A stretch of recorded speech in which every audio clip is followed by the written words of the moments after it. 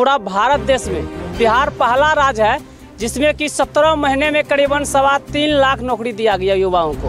अब अभी जानते हैं, अगर आप गिरगिट से सवाल पूछिएगा तो गिरगिट आत्महत्या कर रहा है। वो इसलिए गिरगिट का कहना है कि अब हमसे ज़्यादा काम मेरा नीतीश कुमार जी कर रहे हैं।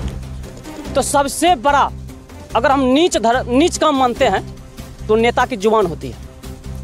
वो कुछ भी बोल सकते हैं और कुछ भी कर सकते हैं। मेरे ख्याल से अपने फैमिली को भी वो दांव पर लगा सकते हैं अपने सत्ता में आने के लिए। वही बिहार ही एक ऐसा राज्य है जहाँ पे मुख्यमंत्री बनने के लिए इस्तीफा देता है। रंग बदलने में माहिर हैं। सुबह बोलते हैं हम मर जाएंगे, उसमें नहीं जाएंगे, और शाम में क्या करते हैं, जैसे कि आप शाम में देखते होंगे बच्चे लोग क्या करते हैं, घंटी लेते हैं, एक हाथ में दिया लेते हैं, छरप के ही घर घंटी बजाते घुरता है। तो नीतीश कुमार जी का भी वही हाल है, छरप के ही घर, छरप के वो घर। और अच्छा, भाजपा द्वारा बोला गया था कि हम लोग किसी भी हालत में नीतीश कुमार को अपने पार्टी में दोबारा सम्मिलित नहीं करेंगे। फिर नीतीश कुमार को भाजपा द्वारा मिलाया गया है, इस पर क्या कहेंगे? कि जब तक नीतीश कुमार जी को मुख्यमंत्री पद से नहीं हटाएंगे ये पगड़ी नहीं खुलेगा।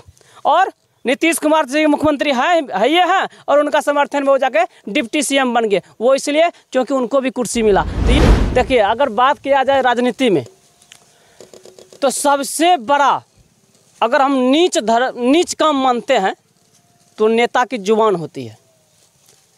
वो कुछ भी बोल सकते हैं और कुछ भी कर सकते हैं। मेरे ख्याल से अपने फैमिली को भी वो दांव पर लगा सकते हैं अपने सत्ता में आने के लिए।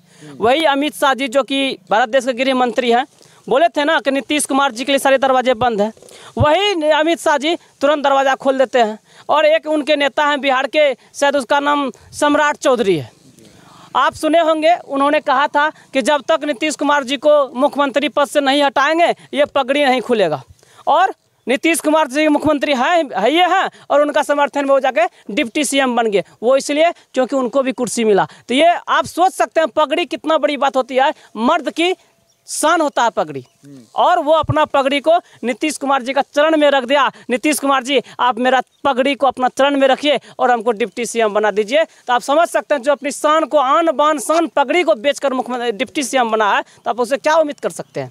तेजस्वी यादव ने कहा कि क्या भाजपा वाला गारंटी ले सकता है कि नीतीश कुमार अब नहीं पलटेंगे? क्या कहेंगे इस पे? आपको हम बता दें, तेजस्वी यादव जी बिल्कुल सही बोल रहे हैं। नीतीश कुमार जी का बार बार पलटना, सुबह कुछ बोलना, शाम में कुछ बोलना। आप तो पत्रकार हैं, आपको पता होगा एक बीजेपी का एक महिला विधायिका है, उनका आप देखे होंगे बयान उसका सुने होंगे। वो बोल रहे थे कि तभी हम विपक्ष में थे। कौन क्या बोल रहे थे? यानी कि बीजेपी का महिला विधायक की बोल रही थी विधायिका कि नीतीश कुमार जी जो निकले बाथरूम से उसका शरीर एकदम गाजा की तरह गम गम कर रहा था, महक रहा था।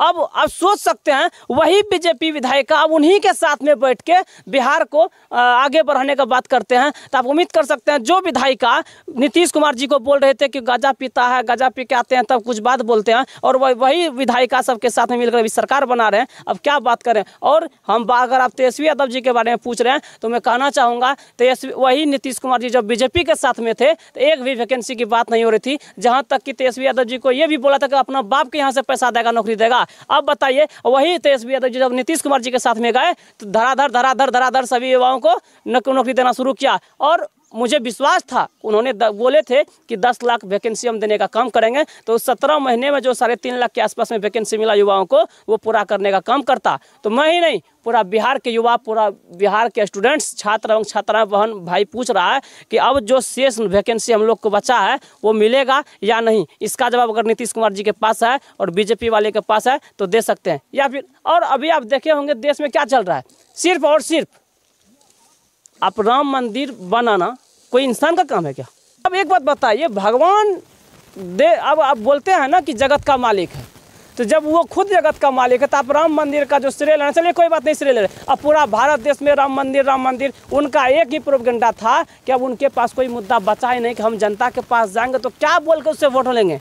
क्या बोलेंगे? जनता अगर पूछेगी आप हमारा कौन काम किए, कौन सा काम पे आपको वोट देंगे, तो बोलेगा हमने राम मंदिर बना दिया। अब बताइए कि राम मंदिर का नाम पे जो वोट लेने का काम कर रहे हैं, तो हमको उनसे कोई आपत्ति नहीं। अब कोई भी चीज़ का नाम पे वोट लीजिए, सत्ता में आइए जाइए, उससे कोई मतलब नहीं। बस बिहार भारत देश का जो आबादी है, कृषि आबादी है। अभी आप देख रहे हैं दिल्ली में क्या हो रही है, किसान को खालिस्तानी बोला जा रहा है, उनको आतंकवादी बोला जा रहा है, वो अपने मांग कर रहा है और उसका अनाज का सही मूल्य नहीं मिल रहा है। अब देख रहे हैं एक तो किसान परेशान, जवान परेशान, विद्यार्थी परेशान। जब सब परेशान, तो आप किस उम्मीद से आइएगा फिर वोट मांगने के लिए 2024 में?